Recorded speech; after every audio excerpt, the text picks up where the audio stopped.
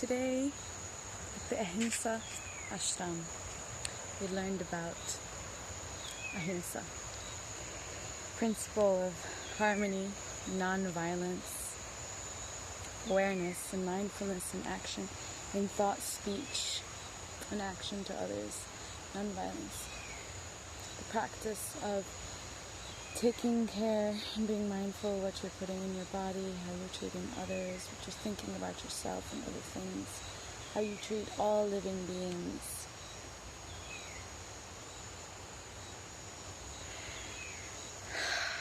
It takes work to unravel patterns and beliefs from years and years and years. But it's worth it because in the end, like attracts like, and what you put into the world, you bring to yourself also. And so if you go places and you're convinced that they are big and scary, you might be afraid and things might happen to you. But if you believe that you are protected and you are safe and you put a friendly energy out into the world, you'll often find messengers and angels that come to guide you and come to help you on your way. If you don't know where you're going and someone shows up on the path and says, hey, where are you trying to go? Let me help you out. This is a very deep, immersive experience. I'm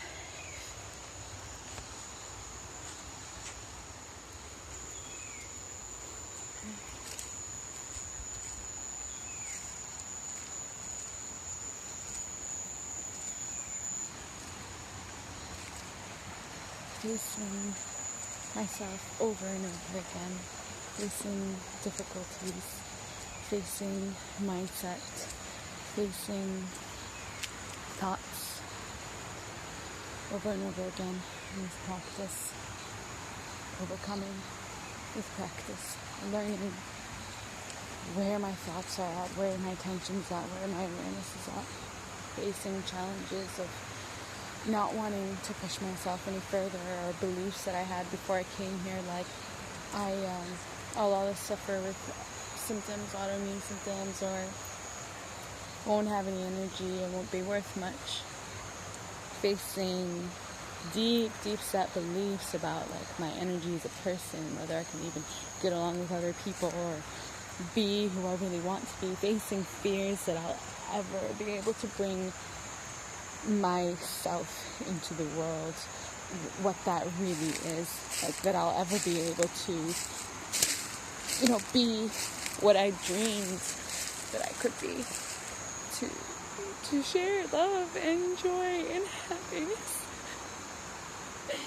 And facing these fears every day, learning that fear is just fear, and you are here to be the best version of yourself, even if it takes 100 days, if it takes 5 years, even if it takes your whole life. You're doing the work, and everything that you are putting in, it's going to bring you closer, and also to know that even the small things that are being done are contributing in a big way.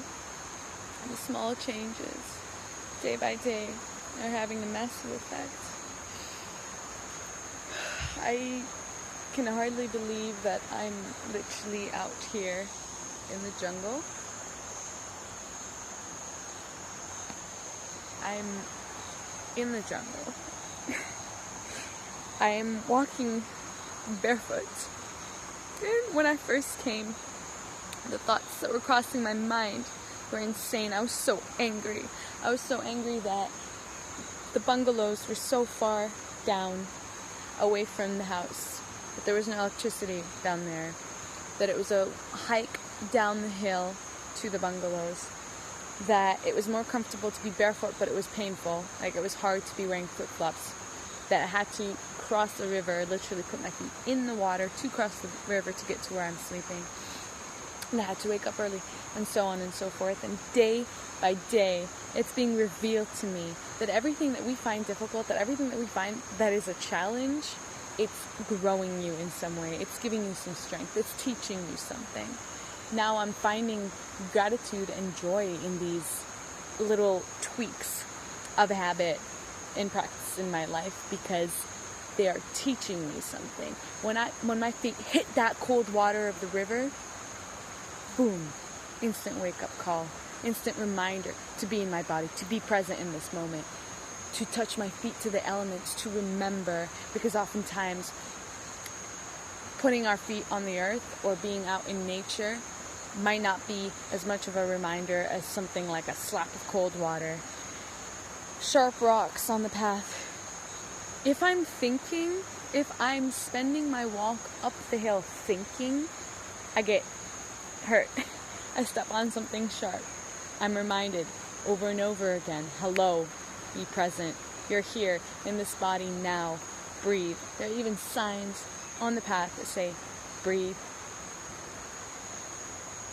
Bit by bit, unraveling the fears and the challenges, testing myself, overcoming, finding out that where I thought the limit was, push it back a little further even. Where you think you can only go, well, push it back again. Maybe moment by moment, maybe day to day. You'll always find that it can be pushed a little further. Whatever it is that you thought about yourself, who you thought you were, what you thought you can do, you can challenge it. You can challenge it, and you might find that if you challenge it and if you work with it, maybe you're capable of quite a lot more than what you thought you were. And I thought I was way too tired and way too sick to do anything. But this is teaching me that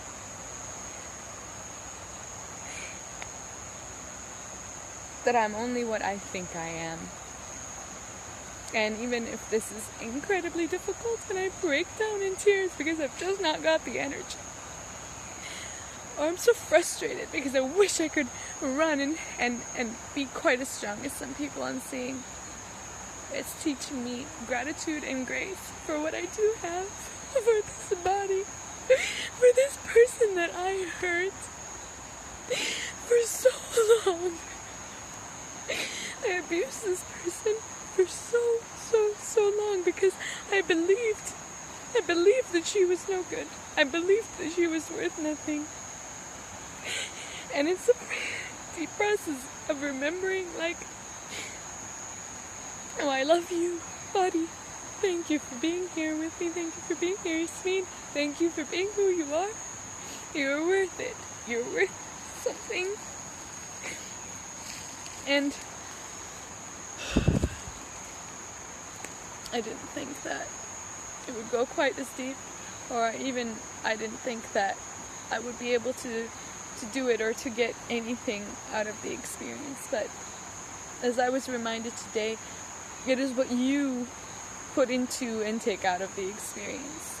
Someone can give you, 5 books of text or lecture you for 7 hours straight. It's what you are willing and able to put into it, where you're at and where you're willing to go. And I will tell you now that I am willing to go as far as it takes to find myself.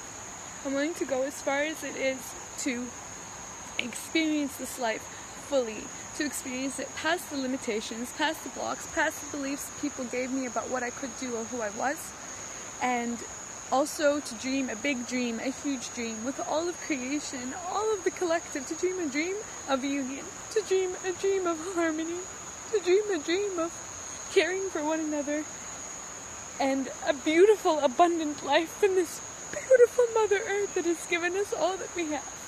A dream of us expressing ourselves, our joys, our artistic talents, our creations, our personal genius. That is my dream.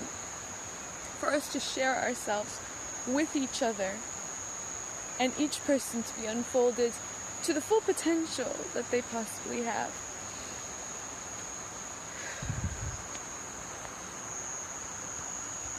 This has taught me so much in so little time. my feet touch this earth, and I am reminded that I am more than these judgments in my mind. I am more than these thoughts that are cruel to me and cruel to others. I am more than this fear of overcoming something new, fear of speaking to people, fear of being myself. I am more than that.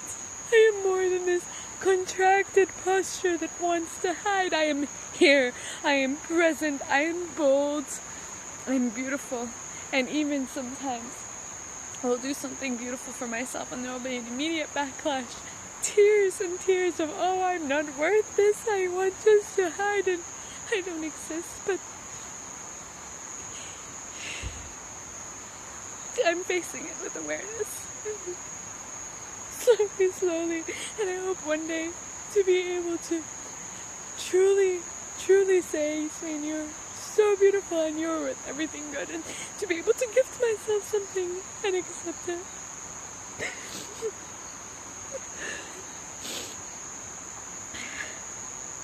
Try. And even though my background is a little different than the other people here, whether that's cultural, social, or personal, like emotionally, mentally, physically, even if I feel like I've been through quite a lot, or put myself through quite a lot, I'm not as different as I think. That too, that's a belief. There's always something that they can teach me, that I can teach them, that we can meet halfway on, that we can share. And at the end of the day, even if it is scary for me to admit about eating disorders, self-harm, self-abuse, years of putting myself through difficult, terrible relationships and situations, it's okay, because the truth will set you free. The truth will set me free. The truth sets me free every single day. Being truthful from my throat, from my heart, to my reality, to the people in my life. At least I try. I learned something great from a book called The 4 Agreements. First, to be impeccable with your word. To be as truthful as you possibly can be about everything, with yourself and with others. Second, to not take things personally, because everything that everyone is going through is a reflection of themselves. It's about them. When they tell you something, possibly negative or harsh, they are speaking to an experience they are having and not about you. Third of all, not to make assumptions, because again, we have judgments and thoughts going on in our minds all the time about other people and ourselves and life. When we make assumptions about why somebody did something without bothering to question them, we can harm ourselves and them quite a lot. And finally, just to do your best. To do your absolute fucking best. That's all that you can do with all of this information, with moment to moment, day to day, doing your best. Your best is the best that you can do.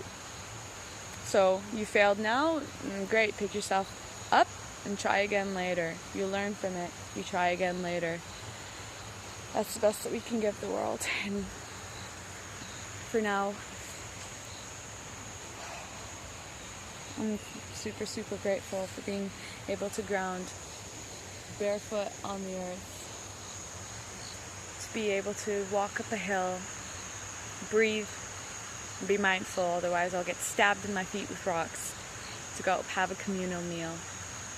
I'm grateful for this experience that's taking me out of my mind, even though my mind wants to race and run and be fearful. It's taking me out of it. It's deeply out of my comfort zone. But I'm grateful that I decided to, on a whim, just get the fuck out of the city and go into the jungle. I'm grateful also for you who listens and hears, you who is present, and you who is here, in whatever form that is. I'm grateful for this universe and everyone in it. I have love for everyone and everything. May we all be free, truly free to be ourselves. Much love.